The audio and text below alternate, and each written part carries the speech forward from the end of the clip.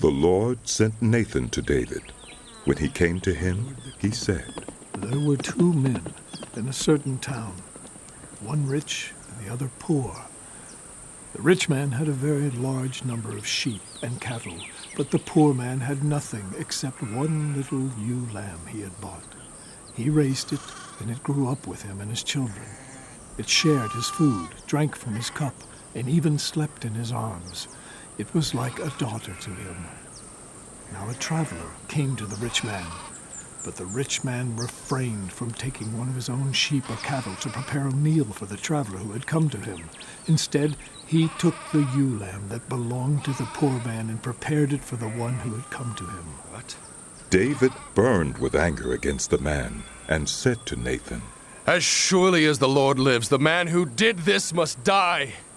He must pay for that lamb 4 times over because he did such a thing and had no pity.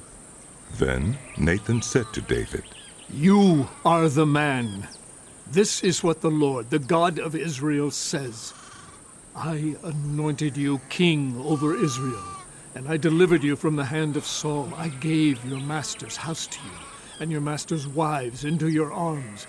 I gave you all Israel and Judah. And if all this had been too little, I would have given you even more. Why did you despise the word of the Lord by doing what is evil in his eyes? You struck down Uriah the Hittite with the sword and took his wife to be your own. You killed him with the sword of the Ammonites. Now, therefore, the sword will never depart from your house, because you despised me and took the wife of Uriah the Hittite to be your own. This is what the Lord says.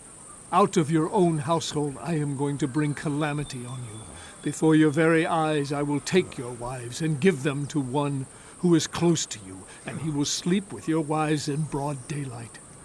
You did it in secret, but I will do this thing in broad daylight before all Israel. Then David said to Nathan, I have sinned against the Lord. Nathan replied, The Lord has taken away your sin. Oh, thank you. You are not going to die.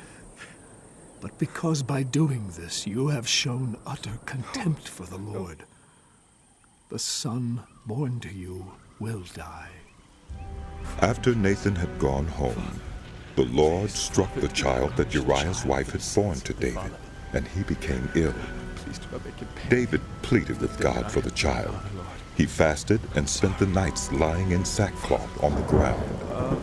The elders of his household stood beside him to get him up from the ground, but he refused, and he would not eat any food with them. On the 7th day, the child died. David's attendants were afraid to tell him that the child was dead, for they thought, While the child was still living, he wouldn't listen to us when we spoke to him. How can we now tell him the child is dead? He may do something desperate. David noticed that his attendants were whispering among themselves, and he realized the child was dead. Is the child dead? He asked. Yes, They replied. he is dead. Then David got up from the ground. After he had washed, put on lotions, and changed his clothes, he went into the house of the Lord and worshipped. Then he went to his own house, and at his request they served him food, and he ate. His attendants asked him, Why are you acting this way?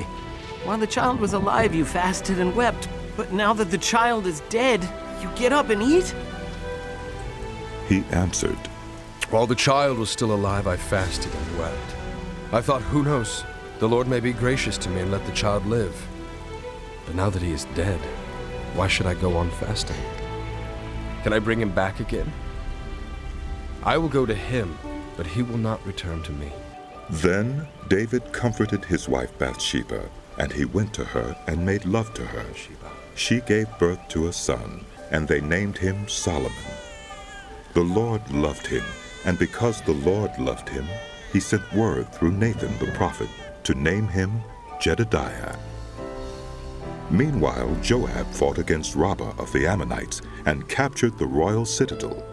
Joab then sent messengers to David, saying, I have fought against Rabbah and taken its water supply. Now muster the rest of the troops and besiege the city and capture it. Otherwise, I will take the city, and it will be named after me." So David mustered the entire army and went to Rabbah and attacked and captured it. David took the crown from their king's head, and it was placed on his own head. It weighed a talent of gold, and it was set with precious stones. David took a great quantity of plunder from the city and brought out the people who were there, consigning them to labor with saws and with iron picks and axes, and he made them work at brick-making. David did this to all the Ammonite towns. Then he and his entire army returned to Jerusalem.